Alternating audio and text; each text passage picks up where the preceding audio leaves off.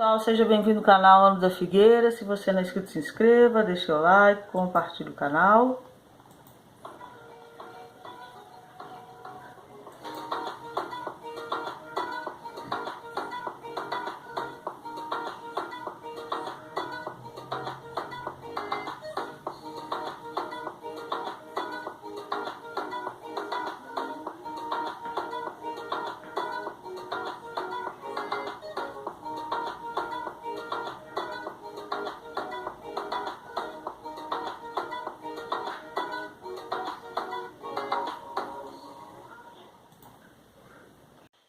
Então, essa é a caverna do rei Zedequias. Quando você foi em Jerusalém, você vai lá, tá num bairro muçulmano. Ela foi reaberta e agora tem essas imagens audiovisuais. Você está vendo um olho aqui, representa as lágrimas do rei Zedequias. Ele foi capturado, ele se escondeu quando o Império Babilônico invadiu Jerusalém, ele escondeu, mataram os filhos deles, furaram os olhos dele, e isso representa esse choro.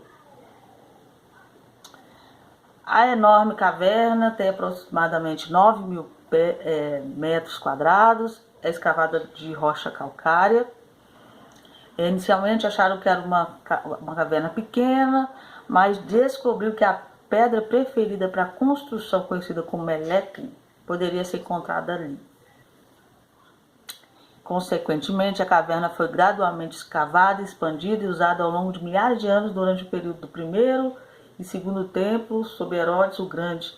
O mesmo em 1907, quando uma pequena torre e um relógio foi construído acima do portão de Jaffa. Numerosas tradições estão associadas à caverna, de acordo com um relato bem conhecido. O rei Zedequias, o último governante do reino de Judá, tentou escapar pela caverna para o outro lado do rio Jordão, depois que o exército babilônico se infiltrou em Jerusalém e destruiu o templo. No entanto, ele foi capturado nas planícies de Jericó, conforme o livro de Jeremias. Segundo especulações, a caverna de fato levou ao monte do templo no passado, mas com o passar dos anos foi bloqueada por camadas de rochas. Então, dentro dessa caverna tem algumas passagens, túneis, que se entende e se acredita que vai até o monte do templo. Só que pessoas comuns não têm acesso, foi bloqueada. Uma dessas passagens, eu fiz um vídeo uma vez, não sei qual o vídeo. Lá acredita a maçonaria, os rabinos, até o Instituto do Templo, acredita que está a arca, é uma parede, enfim. Colocaram a novilha vermelha lá. Quando aquela primeira, né? Aí depois colocou lá outra. Então, fizeram como eu falo, assim, uma parte ali com levitas, veterinários e biólogos. E colocaram as novilhas lá, crendo assim, com a arca ali do lado, que a novilha vermelha ficaria vermelha e seria apta para o sacrifício agora na Páscoa. O que realmente aconteceu, né? Que ela se tornou a novilha vermelha, não deixou de ser a novilha vermelha escolhida. No século XVI, durante o reinado do sultão otomano Solimão Magnífico, que construiu as atuais muralhas de Jerusalém, você viu lá? Já viu aquelas muralhas? Ele ordenou que a entrada da gruta fosse selada. Ele tinha medo que os inimigos entrassem ali e infiltrassem na cidade pela gruta. Assim, a caverna ficou fechada por 300 anos, até que acidentalmente foi redescoberta em 1854 por James Turner, que foi um dos caras que falam que achou a arca e que está ali embaixo. Uma das pessoas que fala, ele é um estudioso. Ele achou por acaso, porque o cachorro entrou ali na gruta, ficou latindo, ele foi atrás dos latidos do cachorro e achou. E aí ele, com vários estudiosos, começaram a entrar na gruta, buscando informações, e foi aí que foi escavando, isso ocultamente, porque eles tinham medo dos árabes, não gostassem, aí faziam isso à noite. E aí foi quando eles acharam um papel de um querubim. Esse papel, esse desenho. É o querubim mais antigo do mundo. Foi levado para Londres. Você não vai ter acesso. Não sei porquê, não sei te explicar. Eles não deixam ninguém ver esse desenho. Está lá em Londres. Foi achado lá nessa caverna, o que indica fortemente que a arca ou esteve ali ou está. Eu acho que está. Principalmente depois que eu te falar que a maçonaria faz ali.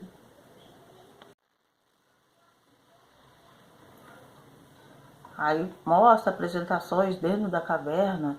Quando você for lá, você vai ver essas imagens audiovisuais.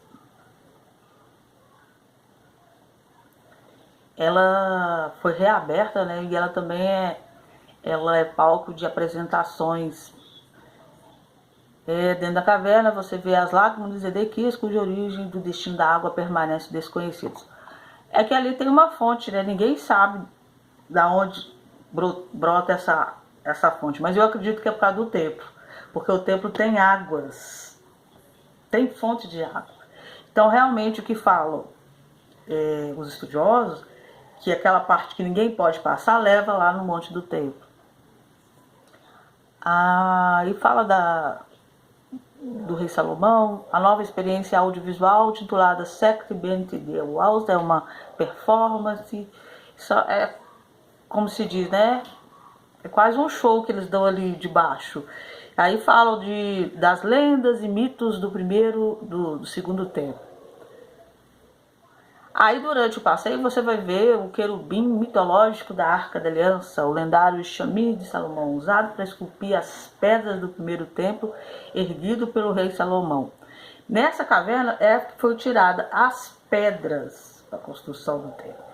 Se você for ver ali, é meio complicado para eles tirar aquelas pedras ali. E aí fala essa história.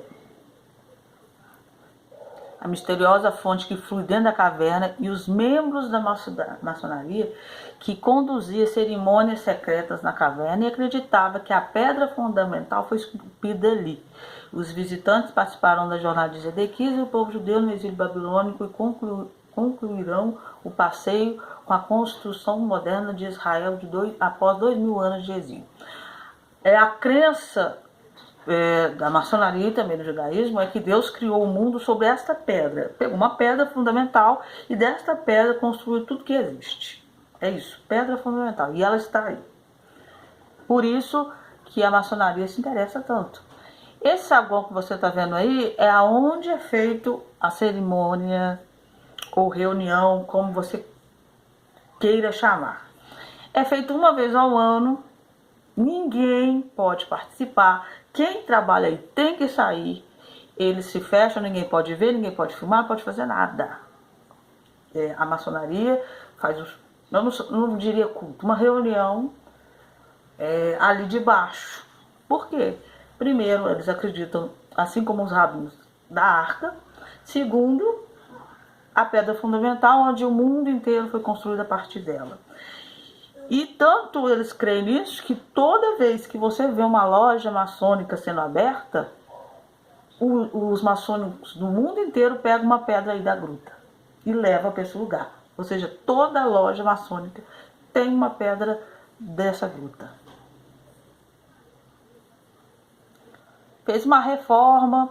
Esse local é a pedra angular de Jerusalém, onde a nossa história começa, disse o ministro dos Assuntos de Jerusalém e Herança Judaica, Mer Porush.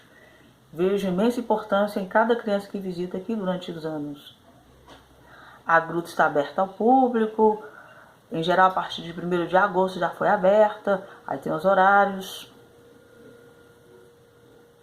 É interessante, porque aonde a maçonaria está, aí você tem que abrir bem os olhos, mesmo porque eles têm uma conexão com Salomão muito grande. Tanto que se você entrar numa loja maçônica, eu não sou maçônica, você vai ver que o chão da maçonaria é igual ao do primeiro templo. Um monte de coisa dentro da maçonaria é igual ao primeiro templo. Então eles têm essa conexão com o primeiro templo. E se eles estão ali é porque realmente ali tem alguma coisa.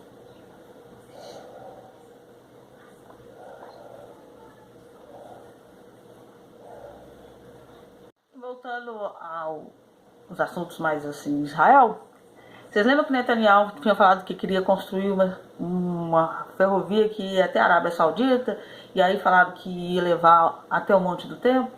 Pois é, agora no G20 vai ser feita uma outra ferrovia muito maior do que essa, que vai levar o Oriente Médio ao sul da Ásia. Isso foi falado no G20 em Nova Delhi. Os Estados Unidos colocou Israel também nesta. As nossas ferrovias e portos abrirão uma nova porta de entrada da Índia através do Oriente Médio para a Europa e de volta. Da Europa para a Índia através da Jordânia, Arábia Saudita e Emirados Árabes Unidos, disse Netanyahu. Então você vê que uma imensa ferrovia será construída. Aquela que ele anunciou que ia até a Arábia Saudita, fichinha. Então você vê que o Oriente Médio está sendo conectado à Ásia, à Europa e à África. E quem está fazendo isso? Os Estados Unidos. Eu acredito que teremos novidades em breve sobre o templo, porque com certeza vai passar pelo templo. Isso não é só uma coisa econômica, a gente tem que ter um pouco de maldade, um pouquinho de maldade. Então é isso, que Deus abençoe vocês.